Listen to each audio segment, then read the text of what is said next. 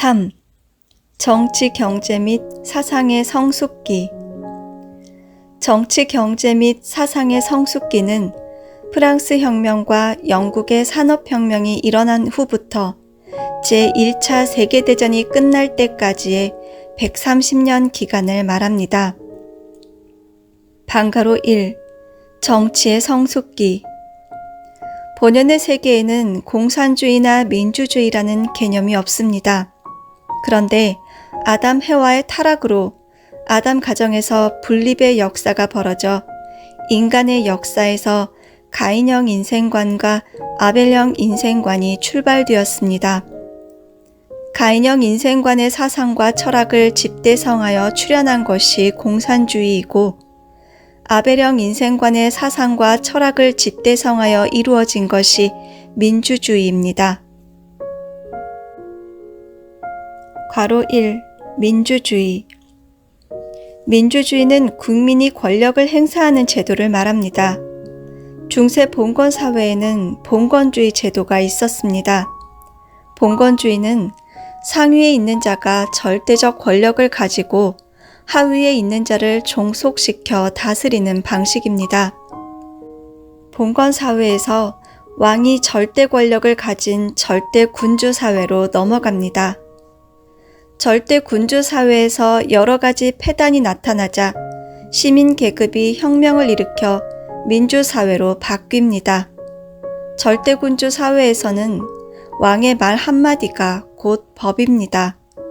또 백성들이 모두 군주에게 속하게 된다면 메시아가 오셨을 때 서로 뜻이 안 맞을 경우 왕이 메시아를 죽일 수도 있습니다. 메시아는 유대 나라의 왕으로 온다고 했습니다. 이미 왕이 있는데 다른 왕이 나타난다면 살려두지 않습니다. 그러므로 하나님은 국민이 주권을 행사하는 민주사회를 준비하신 것입니다. 민주사회는 다시 가인형 민주주의와 아벨형 민주주의로 나누어집니다. 가인형 민주주의는 프랑스 혁명을 거쳐 공산주의로 발전합니다. 프랑스 혁명은 무신론자를 중심으로 한 시민들이 절대군주 제도에 반대해서 절대 왕정을 타파한 시민혁명입니다. 프랑스 혁명의 이념은 계몽사상가인 몽테스키웨, 볼테르, 루소, 디드로 등에 의해 약 반세기에 걸쳐 배양되었습니다. 그 중에서도 특히 루소의 문명에 대한 격렬한 비판과 인민주권론이 혁명 사상의 기초가 되었습니다. 프랑스 왕권은 루이 14세가 완성한 절대주의 체제에 의해서 여전히 국왕친정과 신권이론을 받들고 국가와 인민 위에 군림했습니다. 국민의 10%에 달하는 귀족과 성직자 계층이 국민 90%가 내는 세금과 근로에 기생하는 생활을 했기 때문에 시민계급이 반발하여 혁명을 일으킨 것입니다. 프랑스 혁명으로 인해 왕정이 타파되고 공화정권이 나타나게 됩니다. 무신론자들이 프랑스 혁명을 통해 왕정을 무너뜨려 주권을 잡고 보니 그들 나름의 사상 정립이 필요했습니다. 그래서 무신론과 유물론 사상이 중심이 되어서 신을 부정하고 우주의 근본은 인간이라고 한 것입니다. 신을 부정했기 때문에 창조론을 말할 수 없어서 결국 진화론을 받아들이게 됩니다. 무신론과 유물론 추종자들의 철학과 사상을 이론으로 집대성한 것이 오늘날의 공산주의입니다. 공산주의자들은 물질을 근본으로 보고 있습니다. 물질은 가만히 있는 것이 아니라 변화 발전한다는 것이 유물론적 변증법입니다. 유물론에 따르면 신도 없고 인간이 원숭이에서 진화했다고 주장합니다. 공산주의는 그런 억지 이론을 세워서 그 이론을 따르라고 강요하고 그 이론을 믿지 않으면 숙청합니다. 하나님의 존재를 인정하고 하나님께서 인간을 창조했다고 믿는 사람들에게는 자유를 허용하지 않습니다. 그 다음 뒤따라 나온 것이 아벨형 민주주의입니다. 아벨형 민주주의는 영국과 미국에서 일어난 민주혁명을 거쳐 자유민주주의로 발전합니다. 영국과 미국의 민주혁명은 청교도들이 신교의 자유를 찾아 절대주의와 싸워서 승리한 혁명입니다. 자유를 찾아 시작된 민주주의는 오늘날 방종의 세계로 흘러가고 있습니다. 민주주의 사회에 개인주의와 이기주의가 너무 팽배해졌기 때문에 멸망의 길로 들어선 것입니다. 공산주의 세계에도 자유가 있고 돈이 있어서 상거래가 시행되지만 거기에는 개인의 소유가 없습니다. 그래서 공산주의도 망하는 것입니다. 공산주의는 물질 때문에 성공했다가 물질 때문에 망합니다. 민주주의 세계는 물질은 풍요로운데 정신이 다 부패했습니다. 반면에 공산주의 세계는 물질은 빈곤한데 정신은 건강합니다. 아이러니컬하게도 자기가 추구하는 것을 잃어버리는 일들이 벌어지고 있는 것입니다. 그렇기 때문에 끝날에는 민주주의도 공산주의도 안 됩니다. 하나님께로 돌아가지 않는 한 새로운 세계는 오지 않습니다. 괄호 2. 삼권 분립. 입법, 행정, 사법을 삼권이라고 하는데 왕국 시대에는 왕 한 사람에게 삼권을 모두 부여했습니다.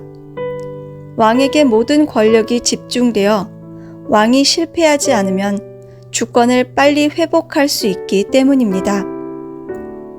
왕이 하나님을 섬기면 온 국민이 하나님을 섬기게 된다는 것입니다.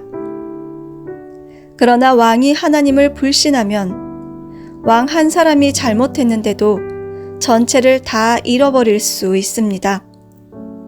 그래서 하나님은 한 사람이 잘못하더라도 나머지 두 사람을 남겨두기 위해 삼권을 분립시켰습니다. 그것이 삼권 분립의 발단입니다. 입법, 행정, 사법, 삼권은 인간 한 사람의 모습을 닮았습니다. 사람은 뇌를 중심해서 위장, 심장, 폐가 있습니다. 음식을 먹으면 위에서 소화하고 영양소가 심장을 통해 전신을 거친 후에 정맥을 거쳐 다시 폐로 돌아갑니다. 수수작용을 통해 혈액에 영양분과 산소를 싣고 가는 것입니다. 나무로 말하면 뿌리에서 빨아들인 영양분이 줄기에서 잎으로 가고 거기에서 다시 광합성 작용을 통해서 생명 활동에 적합한 성분으로 재가공되어 줄기를 거쳐 뿌리로 가는 것입니다. 어느 한쪽에 치우치지 않습니다. 그처럼 정치도 입법, 행정, 사법이 그대로 연결됩니다. 국회에서 법을 제정하면 행정부에서는 법을 집행하여 다스리고 사법부에서는 법을 적용하여 재판합니다. 입법부의 책임자는 국회의장, 행정부의 수반은 대통령, 사법부의 책임자는 대법원장을 세워 각자 다른 부서의 독단을 견제하기 위해 행정과 사법을 분리시켰습니다. 입법, 행정, 사법이 모두 유기적으로 원활하게 돌아가야 합니다. 그런데 타락함으로써 유기적으로 돌아가지 않고 각각 나뉘어 갈등을 일으키고 있습니다. 사탄편은 원리의 형을 비원리적으로 먼저 이룬다고 했습니다. 하나님은 원리로 인간을 창조해서 데려갈 수 있지만 당신이 창조했다 하더라도 종인 천사장이 타락시킨 인간을 데리고 갈 명분이 없습니다. 그래서 사탄 세계는 하나님이 이루시고자 하는 원리의 형을 비원리적으로 먼저 만들어가는 것입니다. 마지막 이상사회는 정치하는 시대가 아니라 관리하는 시대가 되어야 합니다. 부모는 자식을 다스리지 않습니다. 부모는 자식을 사랑으로 주관하고 관리합니다. 경제체제도 마찬가지입니다. 본연의 이상사회의 경제체제는 생산만 하는 것이 아니라 만들어 놓은 것을 어떻게 사람들에게 골고루 분배해 줄 것인가 하는 분배 정의가 핵심입니다. 어떤 사람은 많이 갖고 어떤 사람은 없어서 굶어 죽는 일이 없도록 골고루 분배해야 합니다. 그것이 수수작용입니다. 쓰고 남을 정도로 충분히 생산해야 하고 분배는 누구나 필요한 만큼 가질 수 있도록 적절히 해야 합니다. 그리고 남으면 저축해야 합니다. 그것은 우리 인체와 같습니다. 소화기관에서 음식물을 소화해서 흡수한 영양분을 심장과 폐를 거쳐 조직으로 보내면 각 조직에서 여러 분야의 생명 활동이 벌어지는데 거기에서 남은 영양분을 버리는 것이 아니라 간에 저장했다가 조직에서 사용할 영양분이 부족하면 그것을 필요한 성분으로 바꿔 보내줍니다. 우리가 돈을 쓰고 남으면 은행에 저축하고 필요할 때마다 찾아 쓰는 것과 같습니다. 이처럼 정치, 경제의 모든 체제가 완성된 인간의 모양을 닮아야 합니다. 정당도 마찬가지입니다. 정당도 자기 정당만을 위한 정당이 되면 망합니다. 국가 전체를 위한 정당이 되어야 합니다. 국가도 국가만을 위하는 것이 아니라 세계와 하나 될 수 있고 하나님의 이상을 따르는 정책을 펼쳐야 합니다. 그래야 그 국가가 미래 세계에서도 존속할 수 있습니다. 창조 원리에 의하면 피조 세계는 완전한 인간의 구조를 본으로 하여 창조되었습니다. 이상사회의 구조가 인체의 구조처럼 나타난다는 것입니다.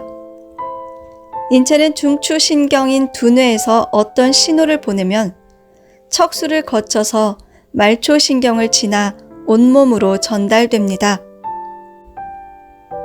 마찬가지로 인간의 모습을 닮은 것이 이상세계이기 때문에 이상사회에서는 하나님이 바로 두뇌와 같고 재림주는 척수와 같습니다.